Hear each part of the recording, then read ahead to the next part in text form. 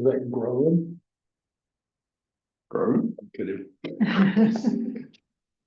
You had like a picture of a greenhouse. Ah, that's Meredith.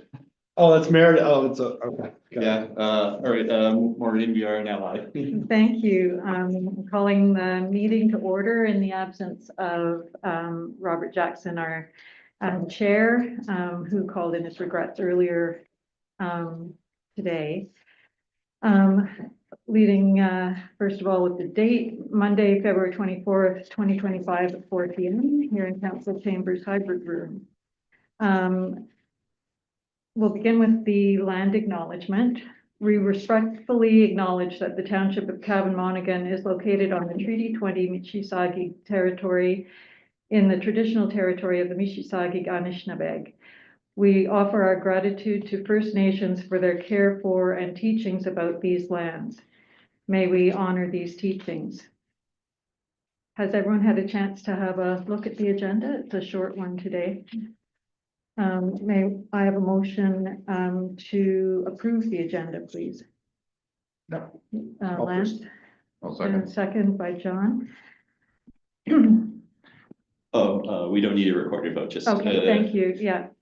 I would ask for disclosure of any pecuniary interest. Oh, sorry, Maureen, we do need a vote. We just don't need a recorded vote. Okay. Yeah, just. Nudge. Robert is much better at Robert's Rules of Order, so nudge all the way. Yes, Okay. so when you're selected, have a chance to call for a vote, please. Yeah. Show of hands, Okay, please. so Mhm. okay, yep. Mhm. Thank you. Thank you. And I would ask for disclosure of pecuniary interest and the general nature thereof at this time. Anybody? No? Has everyone had a chance to review the minutes? Are there any amendments to the minutes?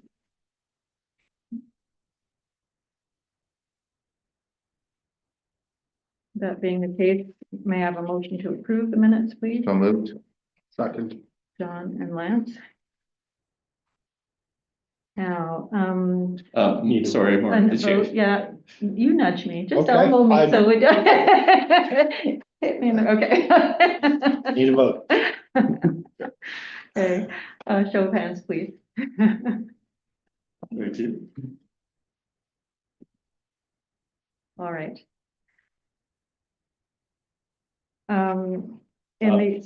In the absence of Chris Allison, is there a financial report? So I can provide what I have right now. There hasn't been any money that's gone out of the committee's funds except for the purchase for the orchid tree saplings.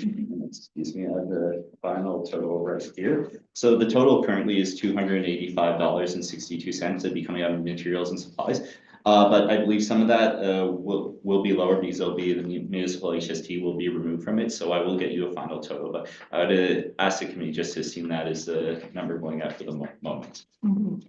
And as far as I know, there have been no other expenses so far under the committee. Does anybody have any questions or want to pass anything on to Chris, or that I can ask our finance staff about? Not that I can think of.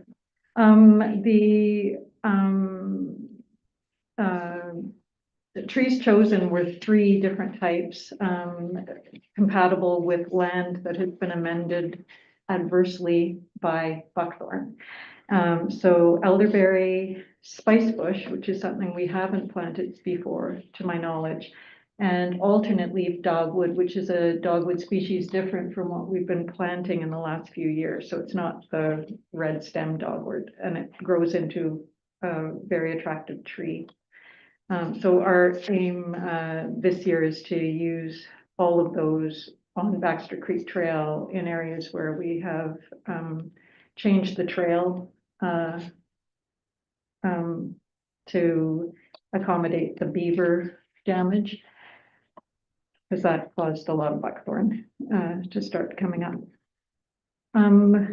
Moving on to the Orca report. Sorry, Chair. Vice Chair Buckland. The financial. Yes, we need a motion to accept the financial report for information, Thank please. you. Motion please to accept the financial report. Yes. Yeah, I will second. Yeah. All right. So Dave D'Agostino and Lance. You need a vote. And vote, please. Show of hands. Thank you. Moving on to 6.2, the Orca report with Meredith Carter. Thank you so much, through you, Chair McDonald. I wanted to thank you for your tree seedling order. That's fantastic. You're one of our longstanding customers, so that's fantastic. And the orders did close today, so we'll advise as soon as we have the pickup date, but likely the end of April as usual. And you did choose a great selection of species for the area, so I think you'll be pleased with those. In terms of other updates, Autonomy Conservation, we are offering our spring water awareness program, and we are scheduled to come to Millbrook South Cabin in the next couple of weeks. So that's great. We'll be helping educate all of the elementary students about how to stay safe this spring around the water, one of our important safety programs.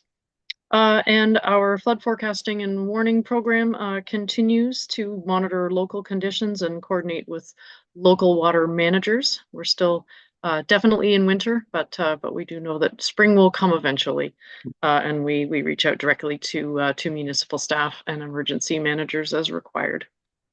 And I'd be happy to answer any questions that anyone has.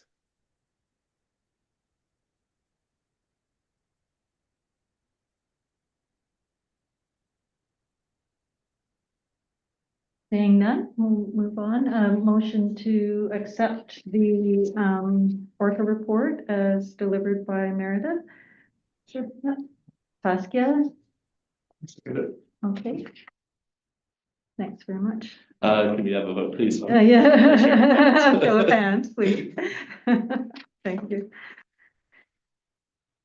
I'm sort of like my attention-addled poodle, I think. A slow learner. Moving on to 6.3, trail report with Dave D'Agostino, and I'm forgetting your name. Gary? I'm having a hard time. Gary, oh, Gary, I'm so sorry. Yeah. Let me guess, Snowy. Yeah, October. Yeah, Yeah, Snowy. yeah, I'll go first. Yeah, so I was on a station trail in the Meds Loop and a bit of Baxter and up by the old school there. So not much to report, very snowy, actually in pretty good condition, given how much snow there is, very usable. Just that little segment of station trail that's closer to County Road 10, that's where it's a bit more uneven and less easy to get through. But otherwise, it's quite impressive how usable they are, given how much snow there is. Across Station Trail, like I pointed out to Mark in the email, there's a couple of small trees leaning across a little bit, but they're still very well grounded and very well supported by the other trees and branches across the way. I don't think they pose any immediate threat, but just to let you know that those slim trees are there. Other than that, things are looking pretty splendid, quite nice. Nothing much else to report. I think, like you mentioned last time we were here, it's what's going to come after the snow, alongside Baxter Creek there, where there was that previous beaver damage. That's where we're going to have to deal with things in the future. But for now, it's actually helpful that it's covered in snow.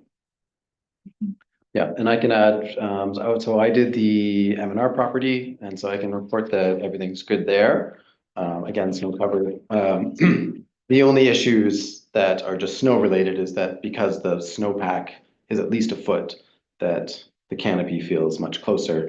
And so there's some, low branch hazards that wouldn't otherwise be hazards without that snowpack. But that's not really, I don't know if that requires immediate attention, since it will return to normal as the snow melts. I do think there are a couple of trees underneath the snow that have fallen, and those can be cleaned up once the snow is gone. And those will come up in a future trail report. And otherwise, everything is packed. A lot of snowshoe traffic over the past couple weekends, so that's great. So it's providing like a nice walking surface that's a reasonable width instead of the uneven footpaths that come when just a few users go without snowshoes. So yeah, we'll just echo what Gary said, that all trails are in a nice usable state. The one thing I don't know if anyone else notices now, across the nice new floating bridge, not floating bridge, whatever it is, where you get to the higher boardwalks now, because there's so much snow, there's that bit of drop off to the side. You can still clearly see it. But you know, it's just a little bit of something I noticed. Is that something that we need to, I don't know, we can't predict getting this much snow every winter, but when the snow is that high and there's that drop off to the side, Mhm. I mean, it was fine. It was fine for me and my kids when we did it. It was still safe, but you do notice that it's there. Because in the past, you were just so much closer to the ground, you couldn't have ever fallen, you know? Right, I think in general, there's just, no matter where you are, if you step off the back bit. Yeah, yeah. You count You're going down straight somewhere. away, you know, so. Yeah. One of those things. Yeah, that's the way I look at it too. There were a few sections, though, we discussed this where it is quite high, that we Yeah. might actually need a railing, just even legally, Yeah, just because I know over 2.5 feet or something, Mhm. yeah, don't you? And there are a few sections they built up quite high. yeah. And it's like, even just like a little, one of those little kind of red and white posts in the ground that you just stick in. Those that you see on the ski slopes, Yeah, just to mark. just to mark like, hey, this is where the boardwalk turns. Like if you step too close just to cut the corner, Mhm. you're gonna go quite a bit down. Mhm. I So- guess when everything's monochromatic and on flat days without Yeah. shadow, you could overshoot Yeah, if you weren't careful. Saskia and I were discussing that even in the dry summer weather, with the dry boardwalk, especially at a couple of the corners, the boardwalk is now so high in the air that just a corner section of railing in that area might be a good idea. yeah, We can reassess it in Yeah. the spring as things start to melt. It's just the kids run ahead, you know, Yeah. with looking over their shoulders at their parents or what, or get distracted and you can see a kid running off the edge. Yeah. Anyway, we can talk about that as things melt. We didn't get much of a chance to live with the boardwalk yet, Mhm. so. I think there's a lot under it too that has since been removed or will be in the spring, right? That'll really tell us how high it is. Yeah, exactly. I will make a note of your comments, both in regards to the drop off and the railing. The boardwalk should be AODA compliant. This is Yeah. something the clerk Mhm. side of me should know, but I can't, anything that could be a hazard, we would like to take a note of, so I'll follow up on it to see if there's anything we can do. I'm 95% certain, but officially the trails are closed during the winter time, so that does kind of affect the expectation of maintenance, but we still don't want it to be hazardous from a liability perspective. So if there's something that we do for winter clearance, I'll talk to staff to see if there's, they can either take a look or if we have a practice for the way we handle this kind of snow. Does the trails being closed limit like wave liability? I don't think so. The answer is no, for a No. variety of reasons. Like, it's Yeah. complex. I don't want to Yeah. get to the ins and outs of Yeah. liability, but like, you can't somebody can't waive away their risk of doing something. Like even if someone trespasses on the property and injures themselves, they Yeah. can still sue us. If we have a spike pit, sorry, this isn't Zurich A scenario, spike pit. on the trails and you say, be warned, there's a spike pit. If you enter, you waive your liability. No, we're still liable if somebody Yeah. walks into that. We'll, we take it seriously. All right, so that'll be business for next year or budget for spike pit. Oh, there you go. This is what happens with Chris. It's not here. And you have the clerk. Okay. God, I don't understand. Mark's pushing this spike pit. We were all kind of against it. Oh, my. Further to the trail report, I just wanted to say that this year in particular, and perhaps it's because we've had a more normal kind of Ontario winter, reminiscent of what was here when I first moved to the Peterborough area 30 years ago. We're able to see and the tracks of so many more animals, and there's been a lot more evidence of coyote activity, a lot more evidence of fox activity, nice otter slide into the second trout pond, which I'll send people a picture of because I got a good picture today. A small pack of coyotes took a deer down near the first trout pond, and I hadn't seen any evidence of deer tracks, but a friend of mine who is an M&R retired employee came upon the deer kill, and it was really fresh then, and by 2 days later, it was completely gone. So that was just after that big blizzard, so the poor deer didn't have much of a chance running around in the snow. And my son and I came across a fresh jackrabbit kill, and I hadn't seen any jackrabbit tracks at all. And that was on Founders Keepers. So there's more going on out there. There's more drama on the trails than we create ourselves. So, which is so nice to see, you know, it's really nice to know that they're all out there. Well, and do you think the animals are like the wildlife are using the trails because the snow is so hard to get through? So I almost wonder if they're sitting ducks and Yeah, stuff. I don't know. I don't actually see deer track on the trail. I do occasionally see coyote track on the trail and coyote feces on the trail. Yeah. But most of the traffic is perpendicular to the trail. I It just see. happens to cross over. So if you see a lot of lone canine looking tracks, Mhm. it's either going to be coyote or occasionally fox. So there's a fox that's regularly visiting Upper Med, for example, the Upper Med Trail. And there's some nice different types of weasel, mink track. I haven't seen the pine marten up on Upper Med for a few years now, but there is a smaller weasel that's up there doing its thing, maybe an ermine or something like that. Fishers, hopefully. I have not seen fishers. Okay. I don't want to see fishers. Yeah. So that's nice to be able to report, and that's just accumulated over the last 3 months or so, since the snow started. Mhm. We supposed to be afraid of fishers, or is it for some other I reason? wouldn't be wanting to go near one. Well, I wouldn't want to go near one, but they don't wait for humans or anything.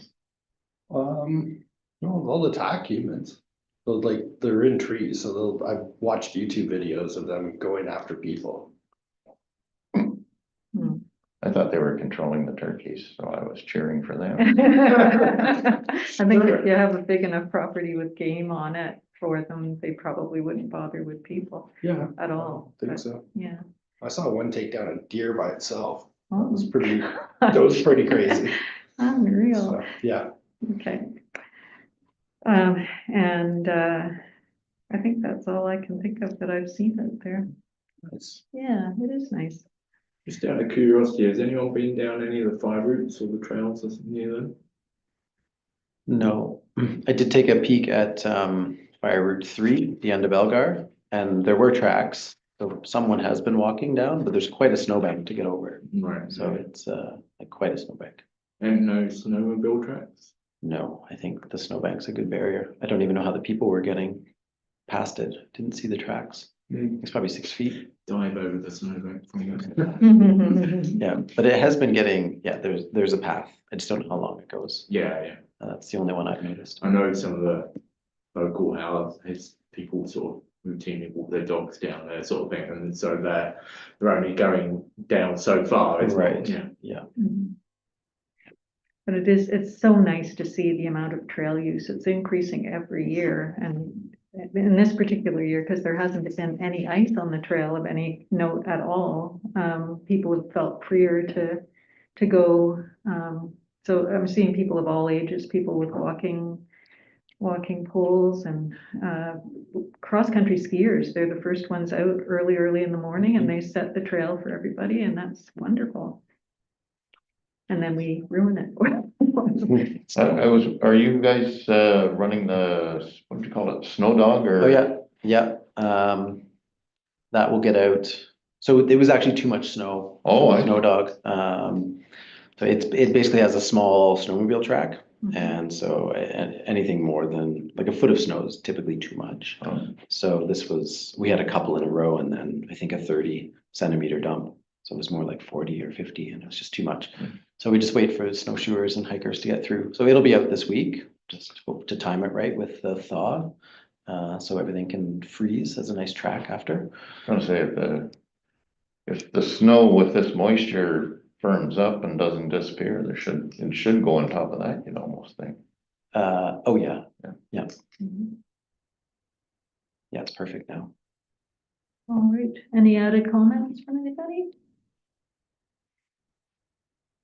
Okay, that being said, motion to accept the trail report. John, seconder, Kirk. And a vote. Thank you. We're moving on to general business, 7.1, the work plan review.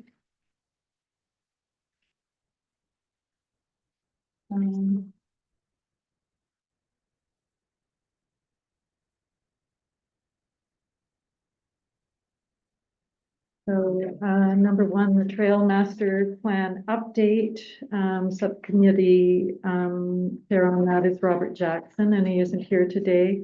I haven't heard anything from Robert about anything new in that area, but I didn't specifically ask, so, it's, ongoing. The North Trail expansion, Rob Jackson and Maureen McDonald on that, myself.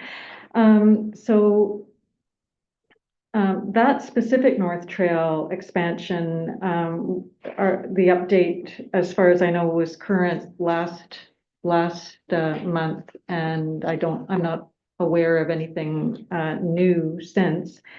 However, it has come to my attention that there are maybe ways of exploring the other northward rail bed that goes off north and westward toward Lindsay.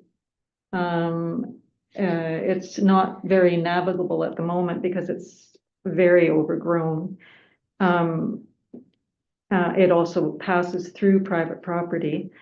We'd have to be pretty careful and detailed in preparing any ideas about this.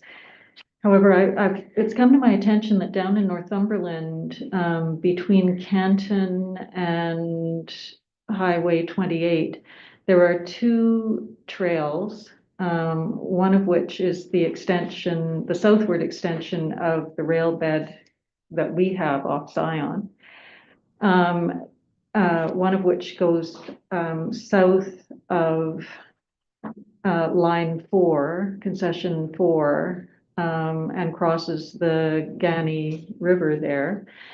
And another farther east toward Highway 28, which is on a rail bed that goes through a farmer's property. So there are local examples, not within our own township, but local examples of areas where this has worked. And the advantage to these level rail beds, of course, is that they can be much more accessible for people who need mobility support, or who have heart or lung conditions that prevent them climbing hills and stuff. In our case, the rail beds that we do have are inaccessible to people at present time because from Zion, the southern rail bed requires you to go up several steps through a wire fence, which makes it inaccessible to a lot of people. And the Station Trail rail bed still has ties in it and irregularities in it, which probably can't be amended without also changing the botanicals around it. I think if we were to level and pave that area, certainly the cedar wouldn't likely thrive without having moisture falling regularly where they're used to having moisture falling regularly. I'm not an expert by any means, but it just would be worthwhile trying to figure out, is this rail bed, which is both, a cultural heritage and natural heritage, something that we could look into. It would be worthwhile looking into it before the developer starts work in that area for sure. The way you're describing the land, it sounds like a mix of private property, but I know some former railroad land, even if it's not active, it's still basically under the oversight of whichever railroad operates. So we would need to investigate. I'm not familiar so much with the process of how stuff is added to the trail. Is this normally something that Chris follows up with, or is there another member of the staff that you talk to? I know for the subdivisions, public works and planning are kind of tied in, but is that are they the typical ones to talk to? I would think so. Bridget has been helpful to us in some regards in that way about property ownership. Mark, can you provide some for this month of specifically where we're talking about? Yes, I'll have to get some written, I have some notes, but I need some written details about what you're talking about, Chair McDonald. Yeah. And I'd be happy to at least find the set connection, staff person to follow up with this and explore the options. Okay, that We're sounds always good. happy to explore opportunities to Can expand the also trails. make a note of finding out who the private property owners are. Yeah, that was the element I was thinking about, because we're gonna have to, Okay, the cool. clerk decided me, but it would be good to have some staff that are familiar with the expansion of trails tied in, so.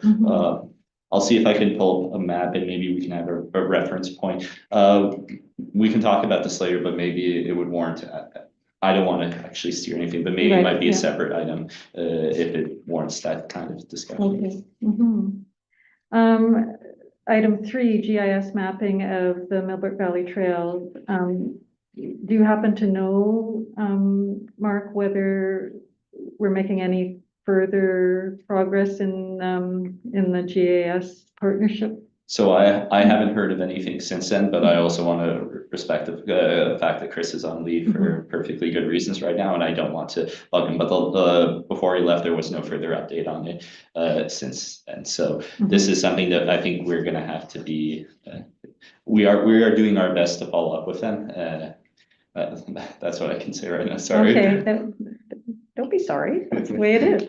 So ongoing. Number 4, explore options to expand the Gannick Transit along Dial Road allowance. And that's with you, John. As I understand, we're still waiting to hear from Ganaraska on that one, so. So on hold for the moment. Number 5, explore an alternative entrance to the fairground entrance. And that was with Robert as well. I'm not aware that we've made any progress in that respect. So All right, that's, just to circle back to 4, John, how long have you been waiting on the GRCA for this reply? Since, during COVID, we were out there and met with Okay. them. Do you want to send me an email? Okay. Since I'm on it, and I will actually, I have a couple of things that I'm gonna go down Yeah, and like- have a meeting with them for. Yeah, So- I think our staff are waiting for Yeah. a report from them, So so. I can kick the cage though. Okay, cool. Thanks. thanks, Lance. Yeah, no, just, Mhm, I'm hearing too much about that. mhm, That these guys are just taking their time doing anything, so. mhm. Sorry, you were on number 5. I was on number 5. I am just out of interest, I am continuing to walk occasionally the area through which that potential loop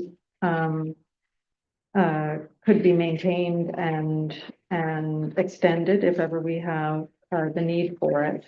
There is no active beaver dam activity on Baxter Creek in our area that I'm aware of at the moment.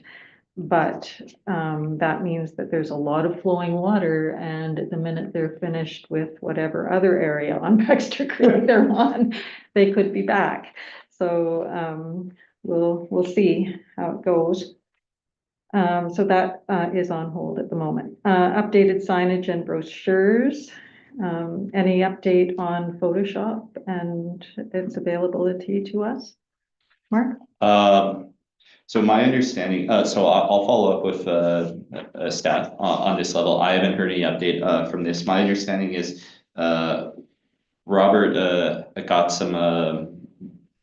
Sorry, I want to make sure I'm not confusing items over here. No, my understanding is there is a updated brochure that's been sent out for printing, and then they just need to finalize some things. Let me check to see where the actual brochure file is, and we would want to look at it on the staff level just to make sure everything's AODA compliant and everything else before that they get printed. And I'll check with staff if they've received anything. I haven't heard about us in getting any requests to use Photoshop yet, but we're happy to help out the committee. Okay. So, our workday is usually in May, and ideally it's nice to get our brochure boxes up and the brochures stocked by then. So that does give us, you know, a 2.5 month lead time, but it'd be nice to get it done. Alrighty.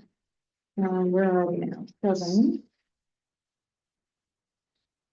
Exploration of the trail system to downtown Millbrook, which is with Dave. No, I don't have anything to add to that. Still have the uncertainty of the potential route. I think I mentioned this before, where I think there's room on the downtown side for more trail. And then if we could connect to the fairgrounds, we'd be okay to continue on out to the trail system. But the area where the boardwalk and the floating bridge is, I don't know a way around that. So to explore this further, we'd have to, I guess that's been noted. Whether bikes are permitted across the floating bridge and boardwalk is proving to be a bottleneck. So this is what I've said before. So that's where I'm stuck, and don't know how to get unstuck there. So, Meredith, are there any other Orca lands along tributaries of Baxter Creek that head towards Zion Line at all? I would have to check on that and look at a map. So what I can do is take a look, maybe follow up with you directly just to make sure I'm looking in the right area. But I don't have that at my fingertips right now. Sorry. No worries. I'm just thinking that there might be options that we don't even know about. That could be shortcuts. It's hard to know. There's so much water moving in different directions, but if there were a tributary, or doesn't Orca sometimes have land that because of its elevation above a creek is also worthy of protection? Is it all immediately creekside or riverside? The regulations vary. You're speaking about, the regulated areas. So there are a number of different criteria that are used to identify those. So yeah, we can take a look at some mapping and follow up with the committee to see if there are any areas and restrictions. Okay, thank you. Where are we now? As of now, that is ongoing. The design of the pamphlet and the bag dispensers, we've talked about that a bit already. Do you have anything further from Robert about that, Lance? I haven't heard No, anything from Rob. no, okay. So that will be ongoing, and Rob feels the urgency of that, we know, so. So I he'll think be he said the last time he's got like 80% of the boxes done. Yeah. So we'll have things, I would assume, Mhm. ready in time enough for our work day. With regard to number 9, the management of invasive species. I have nothing new to report with regard to the actual result of our efforts of last year, but I do have something new to report with regards our options for next year. There is now non-chemical pesticide called lalside chondro, which is a naturally occurring fungus that can be painted on freshly cut buckthorn or freshly girdled buckthorn in spring and early summer, when the growth of fungus will be encouraged by rain and shade. So in those areas, and there are many, where buckthorn is growing like crazy in shaded areas. This would be quite useful. Now, even though it's non-chemical and is a biological, it requires a pesticide applicator's license. So we would have to have someone with that license following us along while we're doing the cutting. But we would need okay from the township to allow us to actually cut. You know, we have these, there are lots and lots of buckthorn that are about that big around. But we would want to be using, you know, our little power saws at least, so that, because there's hundreds of them. So even just sawing it manually constantly would be too much work. And we'd want to get as much as we could get done in one day of the pesticide applicator's time. And it has to be applied within 30 minutes of the cut, the fresh cut. Quite commonly, it's applied with a dye that shows you where you've applied. It's painted on. It's like a paste, so it doesn't disperse. It's like everything else, best not used in a truly marshy area, because of the variety of species there that are vulnerable. But it has been used to great effect in Ontario and Quebec pilot projects, and it's actually much more effective over time and much less problematic to adjacent species certainly than glyphosate. Even if glyphosate is applied with a sponge or a paintbrush to a cut stump, there's still quite a little bit of stuff that goes on around the stump. And the advantage to this is that it can be done early in the year before it gets so hot that it's hard to spray glyphosate. Maureen, is there a timeline for when you would be expecting, or when would be the best time to apply this? Do you know? June. It's usually mid-June to early July. So there's a 2-week, 2 to 3 week window, and it can occur earlier in the year depending on, you know, the temperature, ambient temperature for the year. It has to be applied on a day when there's going to be no rain for 48 hours. The reason why I asked is I can't give a timeline for Chris's work policy. I'll get to that in a second. But at least I think we would like to have an answer for you at that time. Just while we're discussing this, sorry to put you on the spot, and I'm not familiar with the ins and outs of the subject matter. Meredith, would Orca need any clearance for the type of herbicide that's being used? Could you speak to that? Sorry, maybe the committee knows already, but I'm just asking an obvious question. Yep, that's okay. No, we're not engaged in like pesticide licensing. The only time that would be relevant is if it was in a vulnerable area identified under the Clean Water Act. So we could, we'll just stay up to date on where the planned application is, and then can let you know if any of the pesticide regulations in the source protection plan apply. Excellent. Thank you very much for that. Thank you. Thank you. So that's ongoing. I've taken the liberty of sending Sean Gillen from Ironwood Property Management a question as to whether he has any previous experience on perhaps with some of his private customers in the use of this product, and to find out if he'd feel comfortable doing it if he were with us. The advantage to this too is it requires no special equipment on his part, and he doesn't have to carry a whole lot of stuff on his back. Over the area that we would be doing it also isn't a high terrain area, you know, and so he wouldn't be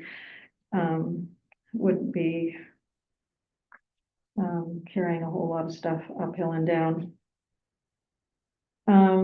So that would be ongoing then. Number 10, Millbrook Valley Trails Advisory Committee, Trails Construction and Maintenance Policy.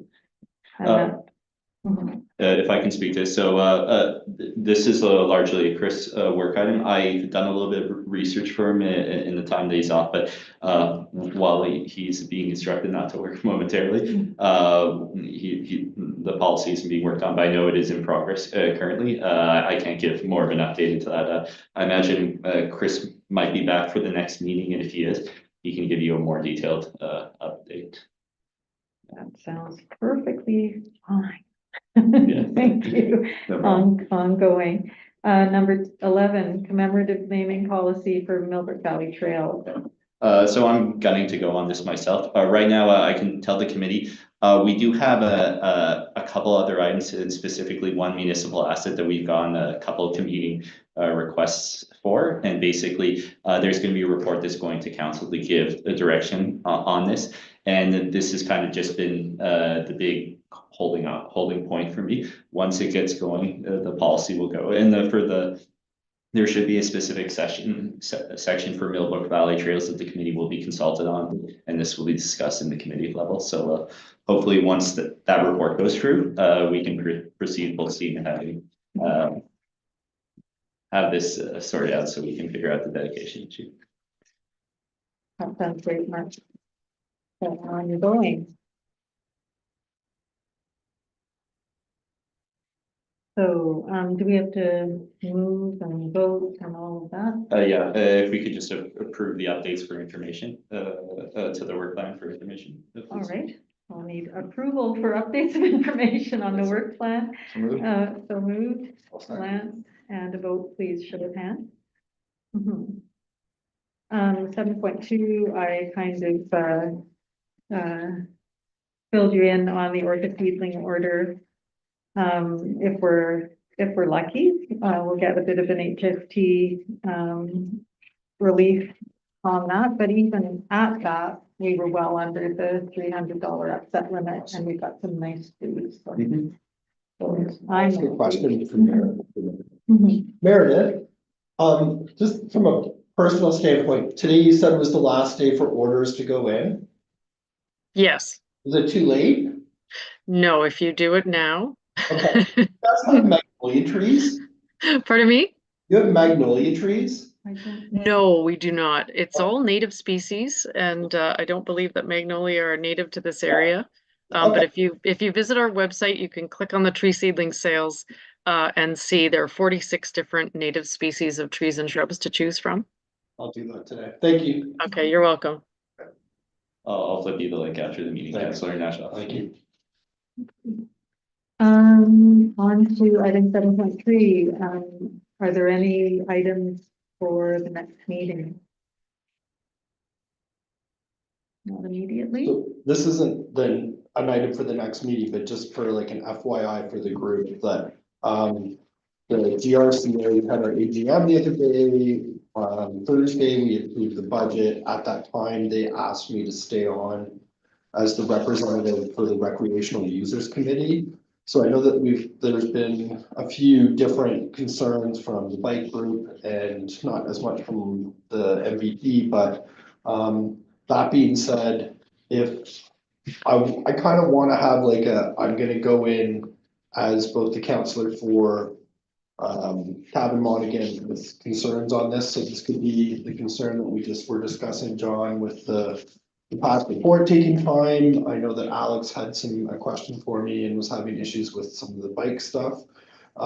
If we want to kind of get everything in order, maybe we can coordinate where if Alex or yourself or someone from the bike group wants to come with me in person, we'll have a sit down meeting. We can kind of get everything out there so that things are gonna work a little more effectively. That'd be great, yeah, Okay, awesome. Maybe we'll look for a day sometime in like April, if that works for you guys. sure. Unless you wanna move it faster than that. Alex is separate from our group. Okay, And Alex, I Yep. think, has the strongest desire to make things happen. Yeah, So okay. talk to him. all right, so I'll reach out to him then. Yeah, Okay, cool. but if something fails there, then let me know. Yeah, okay. If not me, then I'll find Sure. someone else. And then for the MBT, if there's other than, I know you said that we've been waiting on hearing back from them making a decision on on the extension there, so Mhm. otherwise, okay, that was it. It's great though. Cool. Great. And a question about, he's concerned about getting the linkage for the bikes back to the Ganaraska, that part of it, or is it something else? It's even just the communications between everything, that's one of the concerns, and just the response from the GRCA on, signage issues and just, it's been a multitude of things we're afraid of. Less than glowing. Cause that was, if I may. If there's more stuff. Well, no, it was just that, like, I was kind of, I guess, in charge of trying to get the completion through to the Glamorgan line. Yep. But at the same time, after the dredgel went through, we used to be able, the people on bikes used to be able to access Ganaraska. And after the dredgel went through, all access points were closed, and we were waiting for a response to that, so. It's not really defined by the extension part of it. but Okay, it's you kind wanna of make it as a secondary point when you send this to me, and then I'll. I'm kind of looking toward Dave for that, Yeah, okay. because you were concerned about that at the Um, time. Right, so kind of given up hope, to be Okay. honest, but Alex hasn't. Okay. And that's why So he's the I'll- best okay. That's what he's following up Yeah, on. because they wanna have he organizes the Gani Enduro that Yep. happens every year, and it was always supposed to be a combination of Millbrook trails and the Ganaraska trails. But they've lost any direct access between the two trail systems. So, Gani Transit does go right by at the border of the forest, but then the Ganaraska closed all adjacent trails. And they've reopened a number of trails since the storm, but they've left some Left that, closed. yeah. Oh, I see. And it does seem intentional to like leave this gap between our trail system and theirs. So, but anyway, that is why Alex is the right At least we'll person. I'll get a definitive answer then, if they intend to not wanna continue forward with it. Mhm. And that's the case, then come forward and state that, put it in writing, and then we'll stop bothering them, but Right, otherwise, yeah, I think that's. So I'll leave that. Yeah, no, that part's I'll between deal you with and Alex on Alex. that, but if there's any MVT things related stuff that you guys. Well, I think the only thing I'd like to, it's not different, but add that sort of bit of historical context. It basically took, I don't know, 10 odd years for us to actually, and with a lot of impetus from Dave leading, to actually get a connection into the Gani.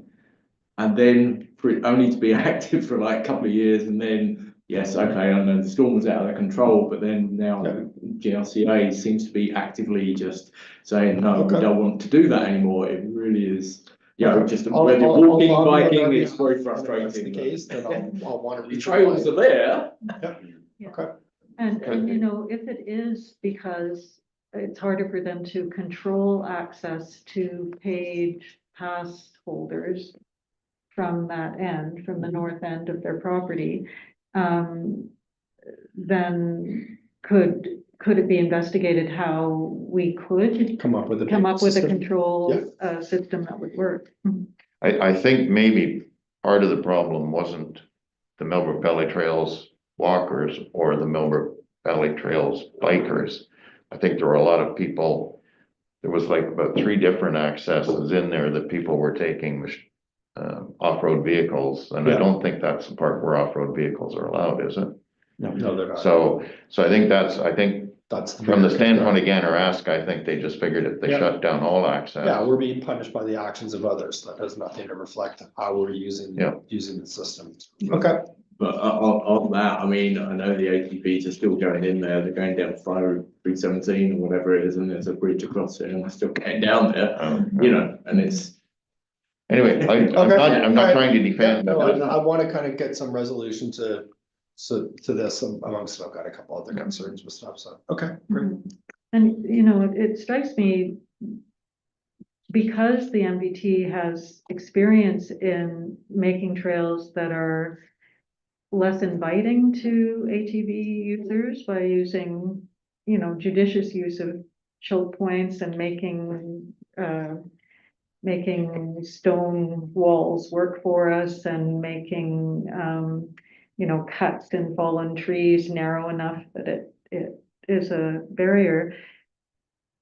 our expertise might be useful to rehabilitating the derecho damaged area. And it may be that there would never be as many mountain bike trails as there were when there was the Epic Trail system there, but there could be some, you know, and that it might be something Sure. that we could collaborate with them. We just, you know, I sit on the committee too, and I don't have a fullness of understanding about what the difficulty is. There hasn't really been a definitive answer as to why, other than Mhm. it's closed for now. Mhm. Okay, why? Put something in writing, tell me why, proof, you know, yeah. Mhm. And I think just following up on that, you know, knowing from where the end of our trails go, and when we cross Baxter Creek, then there are what, 4 or 5 routes that were created, one by us and then the rest by People Trail Builders Association. And so if it's sort of if the claim is kind of like manpower or whatever, well, it's like, okay, we don't need all of them. Yeah, give us, Yeah, yeah, okay, Yeah. yeah. Start small. Yeah. Mhm. And of course, And- Mark's spike pit will be the deterrent for those people, so this will work out well. Mhm. But I guess when the communication, not that it broke down, but with the gap in the communication was that the Ganaraska wanted to develop a plan for neighboring municipalities. And they already had one that they were working on developing with Kawartha Lakes or some specific municipality. They were pretty far along in the process. And they basically said that they would use that as a draft and then develop the same agreement with the other neighboring municipalities. And then I remember there being this pause that we'll communicate again in the fall. And I can't remember if that was the past fall or the fall before that. Yeah. I think But it there is the really fall hasn't been before, anything and- since, but that was where Okay. everything stood. Sure. Was waiting on this Mhm. municipal. And it's ironic, agreement. because if you look, the city of Kawartha Lakes and us, we make up less than, I think, 4% of the geographical area of which the GRCA governs over. Okay, So we're kind of like, I feel we're just left as like, okay, Lance, you get a vote, like everyone else gets a vote. Mhm. But you're only representing like the most minute of geographical size and scope, so let's allow. And if that's the case, great, then whoever has the largest area and is wielding the most influence, then you make a decision as to why this isn't happening. And if it's something connecting with the city of Kawartha Lakes, like they're as small as we are and Right. as far removed from from that area, so, okay. maybe it was Northumberland, but it was, Yeah, if it's Northumberland, then that's obviously like 90% of the forest is in that area. that was the last time we heard anything Okay, that I'm aware of. all right, Mhm. I'm on it. Thank you. Yeah. Yeah. It requires delicacy and diplomacy, and you're on Carrot? it. Spike pit. We'll start with carrot, we'll see where we have to go. If you propose a spike, that you'll get there. Mark's gonna spike. So what will we call this item? Mark's secret spike. So I guess. What do we wanna call it? GRCA 7.4. R, yeah, 7.4 GRCA RUC plan, trail reconnection. And retrail reconnection. There we go. To clarify, so is this adding this for an item for next meeting, an item for the work plan, or both? We could add it as a work plan item, and then, because this will be an ongoing, I would foresee, you know, I've got another 1.5 years on the committee, and if this can get done this year, I'll be happy. Just from a procedural perspective, I know we already voted to approve, but we need a motion to add the item to the Yeah. work plan. Normally would have done that then. Yeah, It's all good. sure. So I'll make that motion to add this to the work plan. Perfect. Seconder? Yeah, Oh, I got it. okay, yeah, We just need a vote now. okay. Mhm. Thank you. So I'll have that on the work plan for next meeting. And, all right. Any objections to adjournment at this time? I just couldn't remember if we had a date for our work day. And maybe would just be something for next meeting if we didn't have one yet. Does anyone recall? I don't think we do.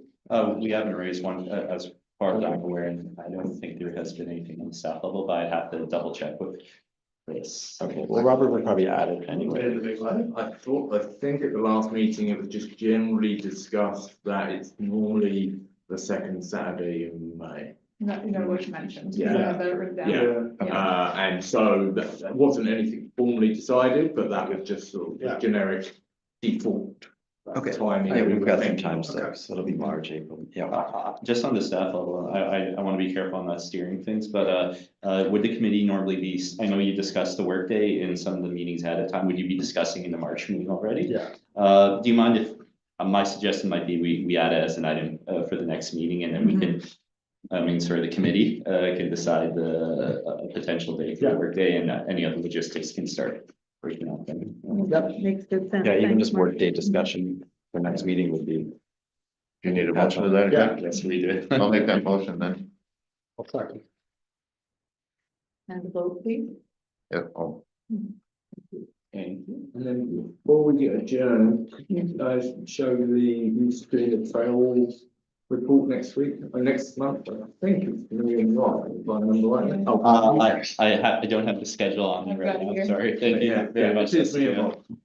Okay. I'll make a note to have that, maybe add it to the next meeting on who's doing the trail reports, just Yeah, to make the that would be committee's a- life easy. yeah, that'd be great. Yeah. All right.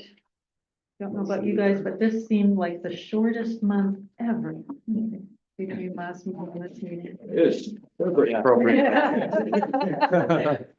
haven't had that end of the month yet. Yeah. It just didn't, it seems like, Yeah, it perhaps came up because of quickly. what's going on in the States, everything's crowded together.